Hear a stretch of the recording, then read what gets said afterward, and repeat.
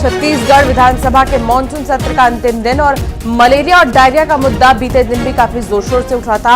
आज भी हंगामे के आसार हैं। स्वास्थ्य समस्याओं को लेकर विपक्ष के स्थगन पर आज चर्चा होगी।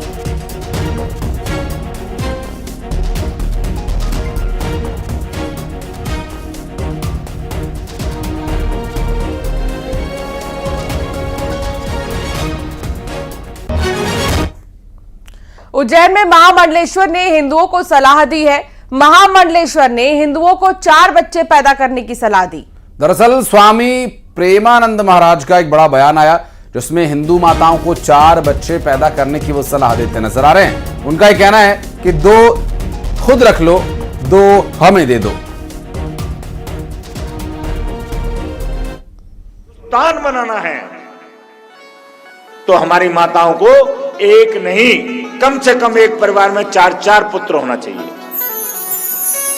कम से कम कहता हूं, देखो हमारे पास ज्यादा जगह तो नहीं है, पर अगर 2 का टारगेट हो, अगर कोई 3 कर रही है तो हमको दे दो।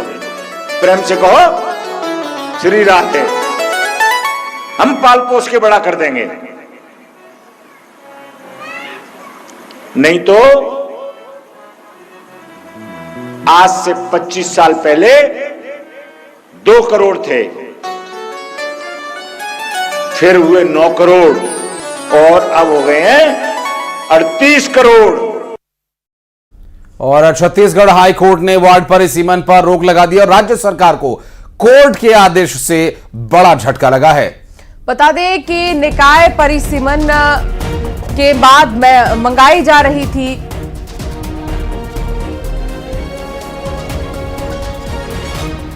निकाय परिसीमन के बाद मंगाई जा रही थी दावा आपत्ति। राजनांदगांव नगर निगम, कुम्हारी नगर पालिका और बेमेतरा नगर पंचायत में परिसीमन को चुनौती दी गई थी। दरअसल राज्य सरकार के 2011 के जनगणना को माना आधार और 2014 और 19 में भी इसी आधार पर परिसीमन हुआ था और कोर्ट ने पूछा एक ही आधार पर परिसीमन क्यों हो रहा है। आधार एक ही है, उसके बावजूद परिसीमन हो रहा है। कोर्ट के द्वारा इस पर सवाल किया गया। और छत्तीसगढ़ में आईएएस पूजा खेड़कर जैसा एक मामला सामने आया, जहां छत्तीसगढ़ में खेड़कर जैसा मामला सामने आया। आपको बता दें कि दिव्यांगता मामले पर स्वास्थ्य मंत्री ने बड़ा बयान दिया, जिसमें श्याम बिहारी जायसवाल ने बयान दिया दोषियों को बख्शा नहीं जाएगा।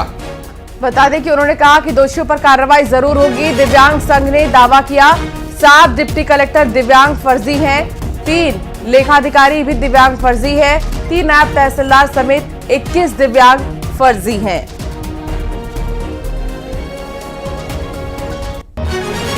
ये ऐसे कोई भी शिकायत सरकार के पास आते हैं तो उस पर सरकार निश्चित रूप से जांच कराएगी और कोई भी व्यक्ति हो फर्जी सर्टिफिकेट के आधार पर, चाहे वो दिव्यांगता को हो, चाहे फर्जी पढ़ाई की डिग्री हो या किसी प्रकार का फर्जी जाति हो, निवास हो, किसी भी प्रकार के जो फर्जी प्रमाण पत्र के माध्यम से कोई भी नौकरी कर रहे होंगे उनकी बिल्कुल जांच कराई जाएगी और जांच कराकर जो भी कानून के तहत कार्रवाई होगी वो किया जाएगा। रायपुर में आधे अधूरे पड़े स्काई वॉक का निर्माण पूरा किया जाएगा।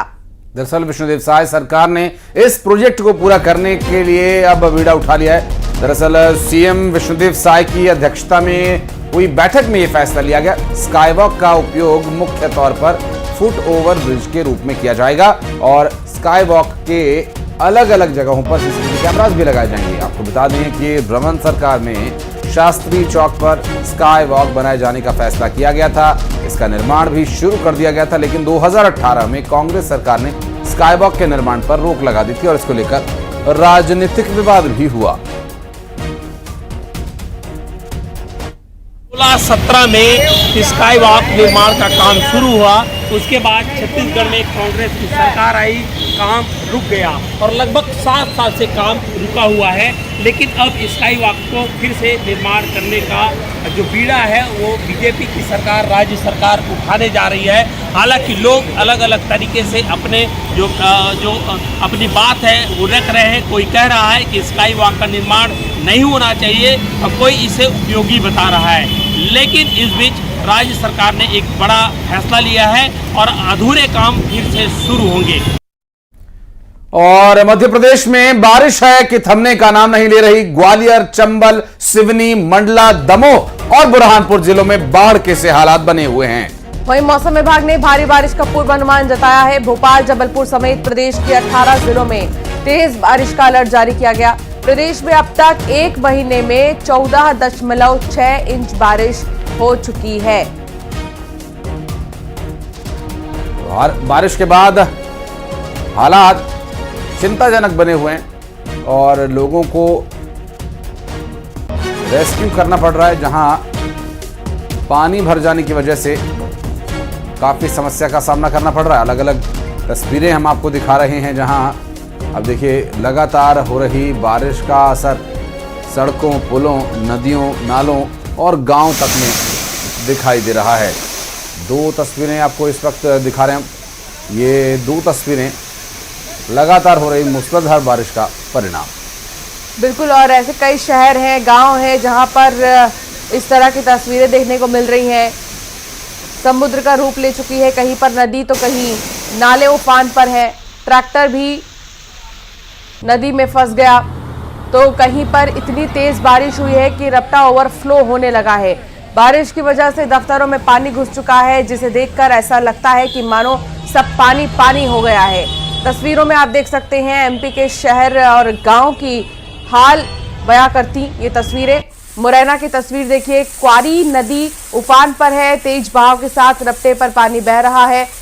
अलग अलग तस्वीरें आपको दिखा रहे हैं और हर तरफ एक ही चीज है, पानी पानी, जलमग्न हो चुकी सड़कें। इसके अलावा नदियों का जलस्तर बढ़ता ही जा रहा है। अब ये 6 तस्वीरें आपकी टेलीविजन स्क्रीन पर। और दमोह की चौकी भरका वाटरफॉल का जो आकर्षक नज़ारा आपने देखा वो भी देखिए, और मुरैना के हालात।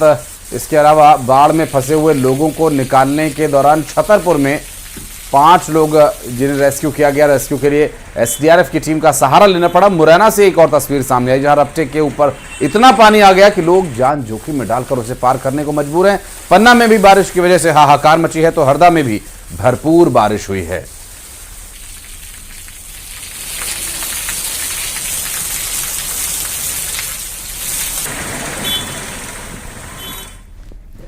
और यहां रुक रहे एक छोटे से ब्रेक के लिए।